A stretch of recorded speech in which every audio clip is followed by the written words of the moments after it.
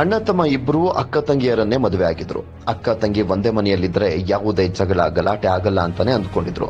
ಆದ್ರೆ ಮನೆಗೆ ಬರ್ತಾ ಇದ್ದಂತ ಗಂಡನ ಸ್ನೇಹಿತನ ಜೊತೆಗೆ ಪತ್ನಿ ಹಾಗೂ ನಾದಿನಿಗೆ ಸಲುಗೆ ಹೆಚ್ಚಾಗಿ ಬಿಟ್ಟಿತ್ತು.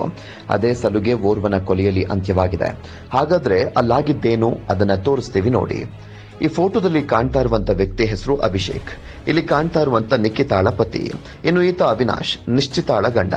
ಅಕ್ಕ ತಂಗಿ ಇಬ್ಬರನ್ನ ಅಣ್ಣ ತಮ್ಮಂದಿರೇ ಮದುವೆ ಆಗಿದ್ರು. ಅಭಿಷೇಕ್ ನಿಖಿತಾಗೆ ಒಂದು ಮಗುವಿದ್ರೆ ಅವಿನಾಶ್ ನಿಶ್ಚಿತಾಗೆ ಒಂದು ಮಗುವಿದೆ. ಇಷ್ಟು ಅನ್ಯೋನ್ಯವಾಗಿದ್ದಂತ ಇವರ ನಡುವೆ ಅದೊಬ್ಬನ ಎಂಟ್ರಿ ಇಡೀ ಕುಟುಂಬದ ನೆಮ್ಮದಿಯನ್ನೇ ಹಾಳು ಮಾಡಿದೆ. ಅಭಿಷೇಕ್ ಅವಿನಾಶ್ ಕುಟುಂಬದ ಮಧ್ಯೆ ಕಾರ್ತಿಕ್ ಎಂಬಾತ ಎಂಟ್ರಿ ಕೊಟ್ಟಿದ್ದ. ಅಕ್ಕ ತಂಗಿಯಾದ ನಿಖಿತಾ ಮತ್ತು ನಿಶ್ಚಿತಾ ಜೊತೆಗೆ ಸ್ನೇಹ ಬೆಳೆಸಿ ಸಂಬಂಧ ಮಾಡಿದಂತೆ. ಇದೇ ವಿಚಾರಕ್ಕೆ ಅಭಿಷೇಕ್ ಹಾಗೂ ನಿಖಿತಾ ನಡುವೆ ಗಲಾಟೆ ನಡೆದು ದೂರವಾಗಿದ್ರು. ಈತ ಅವಿನಾಶ್ ಕೂಡ ತನ್ನ ಪತ್ನಿ ಜೊತೆಗೆ ಕಾರ್ತಿಕ್ ವಿಚಾರಕ್ಕೆ ಗಲಾಟೆ ಮಾಡಿಕೊಂಡಿದ್ದ.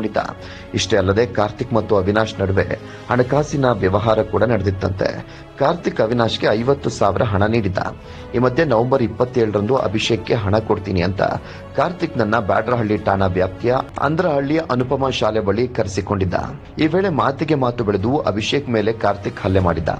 ಕಾರ್ತಿಕ್ ಚೇತನ್ ಕೈಯಲ್ಲಿದ್ದಂತ ಖಡ್ಗದಿಂದ ಅಭಿಷೇಕ್ಗೆ ಹಲವು ಬಾರಿ ತಲೆಗೆ ಗುದ್ದಿದ್ದಾನೆ.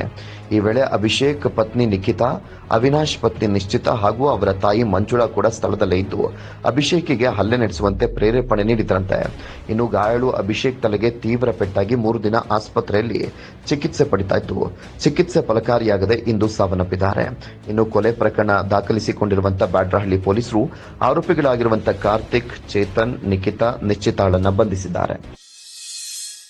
ಏನ್ ವಿಚಾರಕ್ಕೆ ಅಂದ್ರೆ ಅದು ನಾವು ನಮ್ಮ ಮಿಸ್ಸಸ್ ನಮ್ಮ ಅತ್ತೆಯವರ ಹತ್ರ ಎಲ್ಲ ಅಫೇರ್ ಇಟ್ಕೊಂಡಿದ್ದ ಹೊಡೆದಿರೋನು ಕಾರ್ತಿ ಅಂತ. ಅಲ್ಲಿ ಅಂದ್ರೆ ನಮ್ಮ ಅಣ್ಣ ರೋಡಾಗ ಬರ್ತಿದ್ದಾಗ ಸಿಕ್ಕಿರ್ತದೆ, ಏನೋ ಅವ್ನು ಕಾರ್ತಿಗೆಲ್ಲ ಸಿಕ್ಕಿರ್ಬೋದು ಬೈ ಚಾನ್ಸ್. ಅದೇನಾಯ್ತು ಅಂತ ಗೊತ್ತಿಲ್ಲ. ಅಲ್ಲಿ ಅದು ಮಾತುಕತೆ ನಮ್ಮ ಅಣ್ಣ ಫೋನ್ ಮಾಡಿದೆ, ಇಮಿಡಿಯೇಟ್ ಹೊಡಿತಾವ್ರೆ ಅಂತ. ನಾನು ನಮ್ಮ ಫ್ರೆಂಡ್ ಬಂದ್ವಿ. ಅಲ್ಲಿ ಬಂದ ತಕ್ಷಣ ಹೊಡಿಬೇಡಿ ಅಂತ ಬಿಡ್ಸೋಕೆ ಹೋದ್ವಿ. ನನಗೂ ಸೊರ್ರೆ ಹೊಡೆದ್ರು. ನೋಡಿ ಇಲ್ಲೆಲ್ಲ ಲೇಟಾಗಿದೆ, ಇಲ್ಲೆಲ್ಲ ಲೇಟಾಗಿದೆ. ನನಗೂ ಹೊಡೆದ್ರು. ಹೊಡೆದ ತಕ್ಷಣ ಹಂಗೆ ದೊಡ್ಡ ಗಲಾಟೆ ಆಯಿತು. ಮತ್ತೆ ನಮ್ಮ ಮನೇಲಿದ್ದ ನಮ್ಮ ಮಿಸ್ಸಸ್ ಮತ್ತೆ ನಮ್ಮ ಅತ್ತೆ ನಮ್ಮ ಅತ್ತಿಗೆನೆಲ್ಲರನ್ನೂ ಕರೆಸ್ತಾ ಅವ್ನು ಫೋನ್ ಮಾಡಿ ಕಾರ್ತಿಕ್.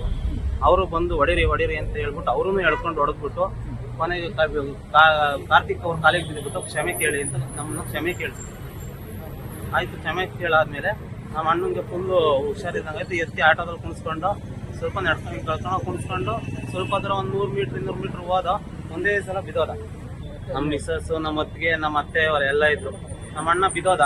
ಬಿದ್ದ ತಕ್ಷಣ ನಾವೇನು ಮಾಡ್ದೋ, ಸ್ವಲ್ಪ ನೀರೆಲ್ಲ ಹಾಕಿ ಟ್ರೈ ಮಾಡ್ದೋ. ಏನು ಮಾತುಕತೆ ಏನು ಬರಲಿಲ್ಲ.